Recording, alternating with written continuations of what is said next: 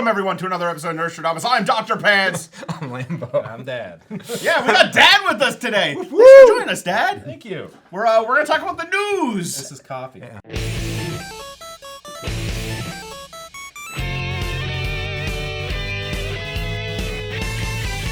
Our main topic later is going to be gaming FOMO. That's the fear of missing out.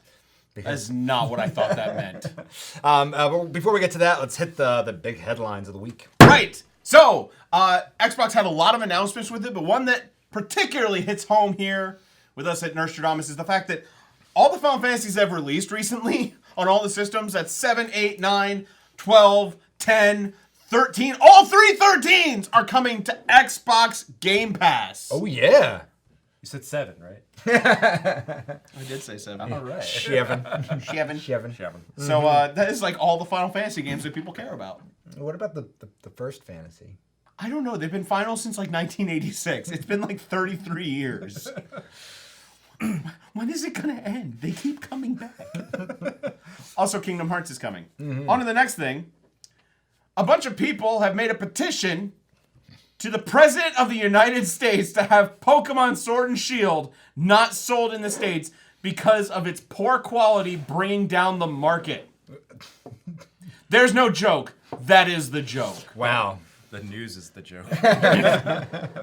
Eureka 7 DLC is coming to Daemon X Machina. What did he say? I don't know. Oh, he said things. Eureka 7, that's an anime. Oh. DLC, that's downloadable content. Daemon X Machina, that's a video game. Oh. And it's really not Eureka? No, it's not. It's Eureka. Oh. Fair enough. Does she have a castle? No. She has a giant robot. Even better. You darn right it is. Named Magellan. Oh, No, named Nirvash. just as good. That's the robot you actually get in the game. But anyway, I could talk about that forever. Halo Reach is coming onto the Master Chief Collection on December 3rd. Woo! Finally, the good Halo game is coming onto the Definitive Collection. It's a big reach there, Pants. Mario Kart Tour has made $31 million in the first month it's been out, October, which is 10 times more than the Dr. Mario mobile game has made since it released. It's sad because the Dr. Mario mobile game is better in almost every way.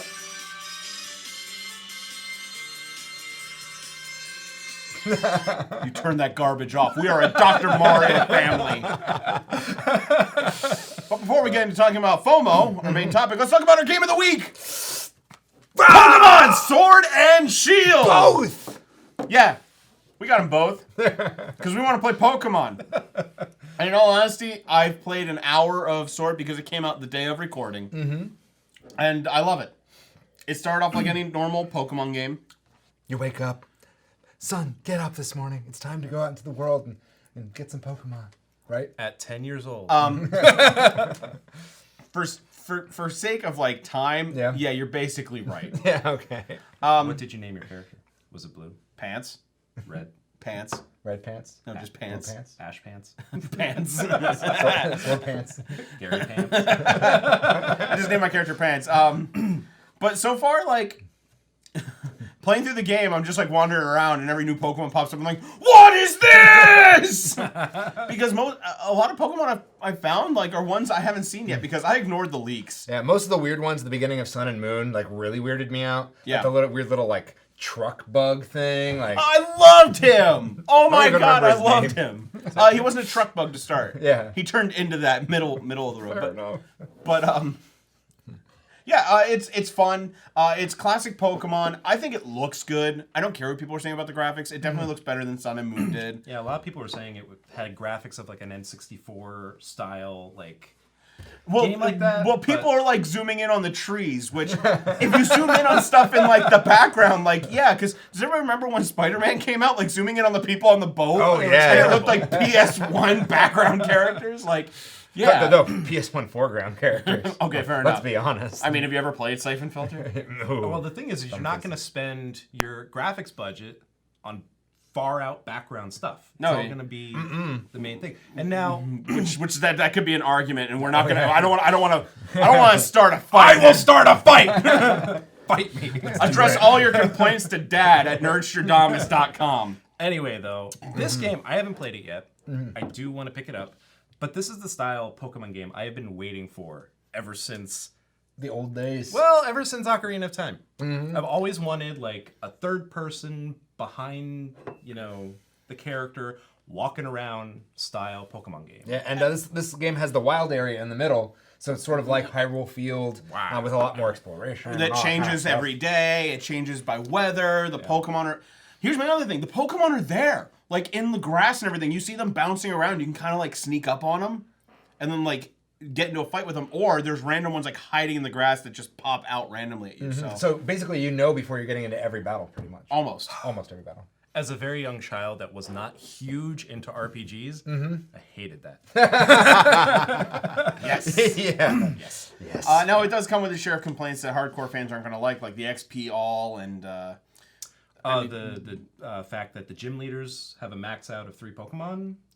Whatever. That's what I heard. I don't care. Yeah, and that's but they did make leveling up a lot easier, which I know some hardcore players are going to be like unhappy about. That they've basically kind of like made it so that you can level up your new Pokemon really quickly. Oh my god! But I was so tired in the first generation of sending that Caterpie out first every fight, and then bringing it back to send out my Bulbasaur because that's how it went. So like, I like it. I don't care, and I'm gonna relax and I'm gonna enjoy the crap out of this game, and no one can bring me down. Woo-hoo. I'm gonna be the best. Also, you were able to rearrange your Pokemon, right? Yeah, but I meant I was trying to get XP.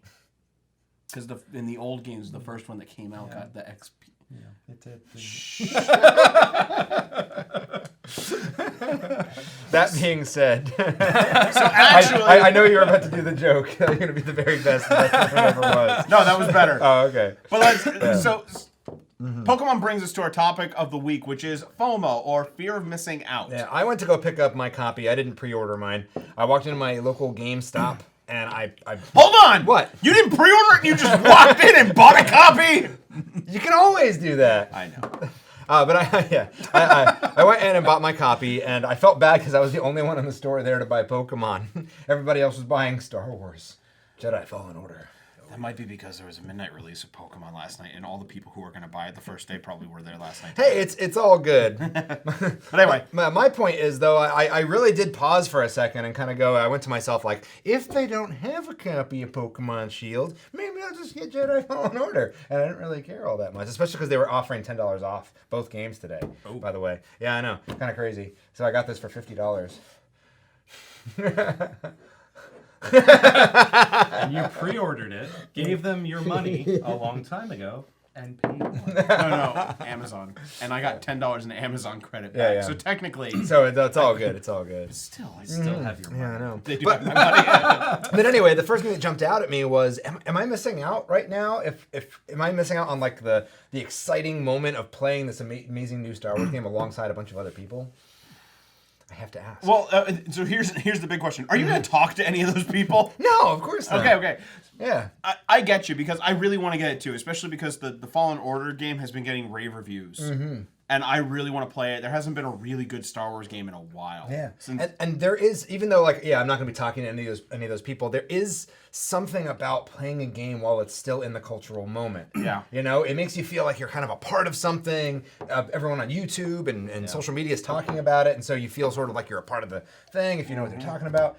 And, if you're there at that moment, it's fun. Yeah, especially for example, I get games pretty late in the game. Mm-hmm. It's because you're a dad.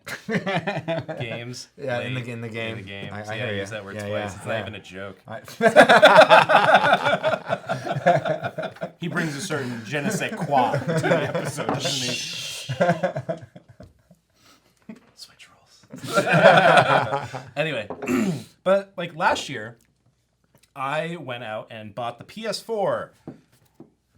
5 years late. Yeah. Along with a bunch of games. I got Spider-Man and Red Dead and all those good You were kind of on the ball with Spider-Man, though, because that was the Oh, Spider-Man yeah. bundle. Well, Spider-Man drove me to get a PS4. Kind of pushed you to like. Yeah, like hey, go for it. And so I spend my couple hours that I have to myself at night playing a couple hours of games and everything, which is totally fun, you know. But I held off on Red Dead, and am currently, you know, going through playing a couple missions a night, blowing up It's not as easy as it looks, is it? blowing up a couple things every, you know, so often or whatever. But however, even though the hype of Red Dead is over on a console level, It came back on PC. yeah, it did. But it's still so much fun, even without the hype of everyone talking Oh no, about it. and honestly, there's also something about playing a game when like no one's talking about it anymore. There's no pressure. Yeah, To have to keep up with it as the well. thing. Like everyone, I remember like all get the that. spoilers were coming out and everything, and I just kind of, you know, tuned it out. But now I don't have to even worry about that. I just play the game, and it's fun. Like I don't know, it's very enjoyable. Yeah, I get you, because I kind of see that too of like getting a game late. I did that with Undertale. Yeah. I did not play Undertale when it came out. Actually, when it came out, it was the popularity, the social media, and everything kind of drove me away from playing because I was like, I don't want to be involved. Yeah, in it looked this. weird and trendy, and it didn't quite look like my thing. But then when I finally played it, it came out on Switch. I bought it the day it came out, and I loved it. You know, I'd recommend it to anybody who likes RPGs, obviously, and most of you have played it so already. So you know that's the deal. Right. But But we're talking about. I love the flow here. Have fun editing, Lambo. But we're talking about fear of missing out. And there is kind of this thing that when a new game comes out that everybody's hyping, like if you can't get it right away, are you missing out on something? You kind of stress and you're like, should I go out and buy it? Like, do I have the money? Can I trade stuff in? Can I get the credit? I've done it. I've done it a bunch of times. And like, I feel like I have missed out on stuff. Yeah. Like, there was a tiny part of me that's why I bought Luigi's Mansion. Like, I was afraid of missing out on it and I wasn't going to play it. is it good? Yeah, it is good. It's really fantastic. It's really, really good. Oh yeah. But I missed out on the first Luigi's Mansion. I've never played it. And everybody loves it. But I didn't miss out on this one. But there's a lot of games that come out all at once. Yeah. There are. How many games come out? So I have the stats for Steam. Yeah. Oh no. The number of games released on Steam per year, starting in 2004 up to 2018. Oh no.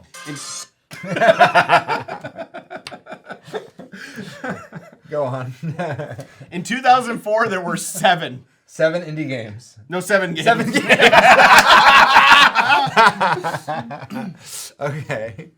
Do you want me to just go straight to 2018? Yeah. Well, no. Like, No. give us Build like this up. split the difference first. Give us like 2011. 2012ish. Yeah. 2011, 2012-ish? Yeah. The average between 2011 and 2012 was 300. Oh wow. Okay. Big jump. Yeah, huge. Do you want to take a guess at how many released in 2018? Well, considering every time I turn on, I open up Reddit and somebody posts some GIF about some strange new game. Let's say 1,000 a year. No. No, 2,000, 3,000, 4,000, 5,000, 6,000, 7,000. No, 10,000, 10,000, 9,000. 9,050. Over 9,000. It's over 9,000! Oh, God. Yeah, 9,050 in 2018. Wow. Now that's Steam, and Steam is a platform that's going to get everything. Well, yeah, and you know, people that even counts all like the beta tested games and all that kind of stuff too. But seriously though, if you look at like PlayStation Store or the Xbox Live Arcade or the Switch eShop, like if you look at per week how many games are coming out, it's between 10 and 20. Yeah, and if you want to, even if you're just a genre fan and you just like puzzle games or just like JRPGs, you're never gonna play them all. No. Yeah.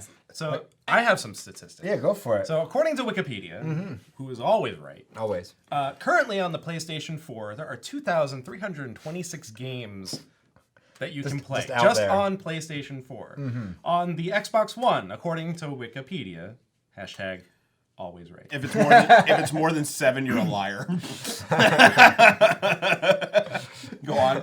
1,070 games. Bull crap! And on the Switch, 1,909 games. And here's the scary part. That's almost as many as the PS4, and it's only been out like a third as. No, wait, hold on. What was the number on Xbox One? 1,070. How many were on the Switch? 1,909. I know.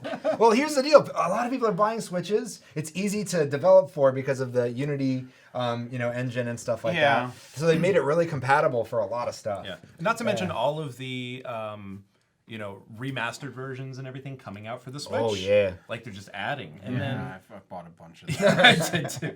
Like Turok. Turok. Yeah, I bought Turok Yeah, too. and Red Faction. Oh, yeah. The remastered. That was the last episode you were on.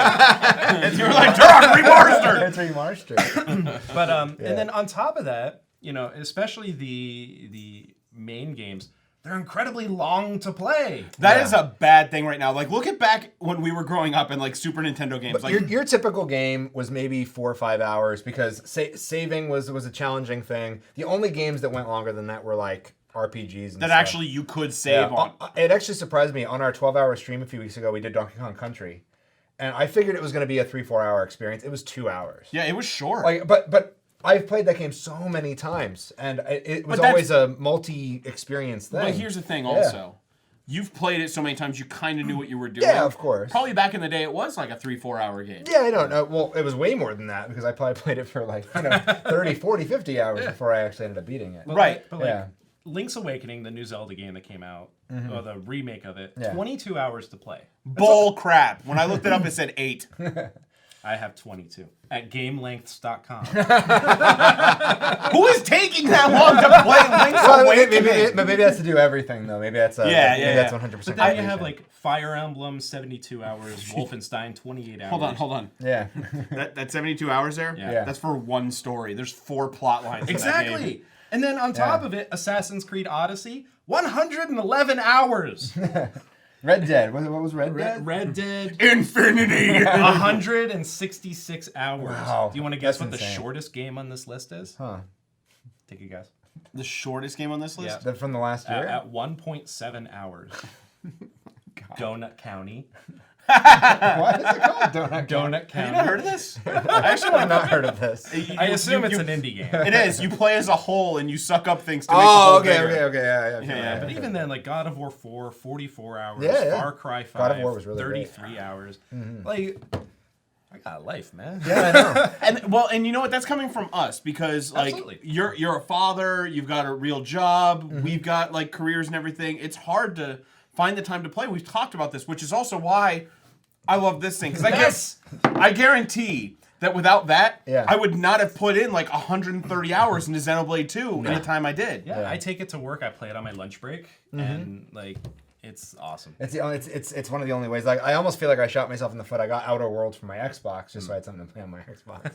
I know, but I absolutely love it. I actually spent some time last weekend enjoying it, and I was gonna hold off. I actually threw it in the Nerdstrodamus chat that I wasn't gonna get Pokemon. Which I was like, no! I need someone to get Shield because I need that Galarian Ponyta. But like my thing is though, you messaged everybody and you're like, guys, I put 6 hours into Outer Worlds, and it was over a week after it came out when you bought it. I know, but my life is busy, and it's just difficult to put that much time in one sitting into a game anymore. Exactly, and as Dad was saying, like these games are long. Yeah.